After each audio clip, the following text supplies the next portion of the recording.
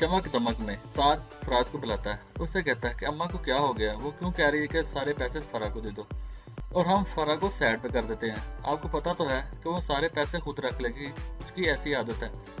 तो फराज कहता है तुम कह तो ठीक रहे हो। तो साद कहता है हम कशान से थोड़े से पैसे निकालें कैसे, और साथ ही कहता है कि हम सिकंदर से खुद बिजनेस करते हैं। फराज से पूछता है कि जो तुम्हारे पास पैसे हैं, तो वो कहता है ये सारा बिजनेस मेरा ही है, मेरी बीवी का ही है, अगर मैं रख लेता हूँ तो क्या है। तो फराज कहता है ये सब लोग मुझे धोखा दे रहे हैं और मुझे बेवकूफ़ समझते हैं। उधर रामीन है कि वो फराज से बात करती है और उससे कहती है कि सिकंदर का छोटा सा अपार्टमेंट है, तो ना ही उसके पास गाड़ी है और बातें वो घर बनाने की करता है। ये बात सुनकर फराज गुस्से में फराज कहता है कि तुम्हें फराज से जलन हो रही है और तुम उसका अच्छा भला घर देख कर और खुशबारी देखकर तुमसे रहा नहीं गया। रामीन कहती मैं क्यों जलूंगी, मैं तो जो है सामने मैं वही बता रही हूँ। लेकिन अब फराज है कि वो उसे डांटता है क्योंकि वो अब इससे दूर होना शुरू हो गया।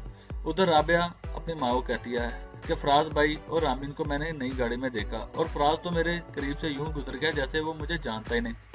बंदे को अपनी औकात नहीं भूलनी चाहिए। उसकी माँ कहती है तुम्हें पता तो हो है वो कैसे हैं।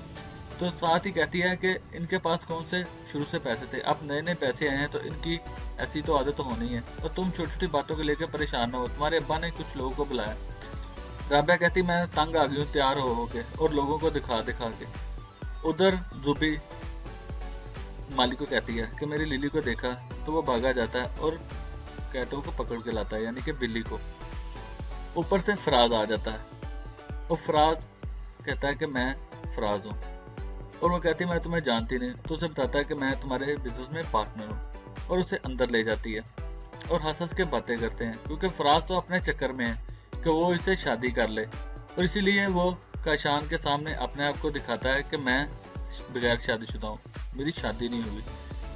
और साथ ही ये गुल मिल जाता है जुबी से और वो भी इस तरह मुस्कुराती है। और ये भी, ये लोग तो पैसे के लिए कुछ भी कर जाएंगे, अपने आप को भी बदल देंगे, अपने माँ बाप तक को मार देंगे, और जुबी की नज़रों में अपने आप को अच्छा ही समझाता है। उधर काशान को कहता है कि मेरी माँ को कैंसर है और हमने बहनों की शादी की और हम लोग बिजनेस में लगे हुए हैं। अब मैं बहुत परेशान हूँ, मैं इतना पैसा कहाँ से लाऊं, क्योंकि ये भी फराज की माँ कहती है कि तुम लोगों को कहते फिर हो कि मुझे पेट कैंसर है और कैसे तुम बेटे हो मेरे। तो फराज कहता है कि जहाँ चोट मारने चाहिए वहाँ ठीक समय पे मारने चाहिए, वरना चोट ठीक से नहीं लगती। रामीन भी उसकी तरफ देखती। रामीन तो फराज को बहुत समझाती, लेकिन फराज है कि किसी की सुनने को तैयार ही नहीं। जब इनको चोट लगेगी तब पता चलेगा। वेल, सारी अपडेट जानने के लिए सब्सक्राइब कीजिए हमारा चैनल।